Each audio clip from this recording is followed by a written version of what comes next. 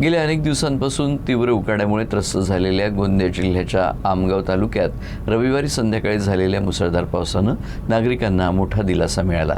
अचानक सुरू झालेल्या पावसामुळे वातावरणात गारवा निर्माण झाला असून तापमानातही लक्षणीय घट झाली आहे। आमगाव तालुक्यातील विविध भागात झालेल्या जोरदार पावसामुळे रस्त्यावर पाणी साचलं। काही ठिकाणी वाहतुकीचा वेग मंदावला असला तरी नागरिकांनी मात्र पावसाचं आनंदानं स्वागत केलं। उष्णतेमुळे त्रस्त झालेल्या नागरिकांना या पावसानं दिलासा दिला। दरम्यान पावसामुळे शेतकऱ्यांमध्येही समाधान आहे। खरीप हंगामाच्या पार्श्वभूमीवर पावसाचं आगमन झाल्यानं शेतीच्या कामांना गती मिळण्याची शक्यता आहे।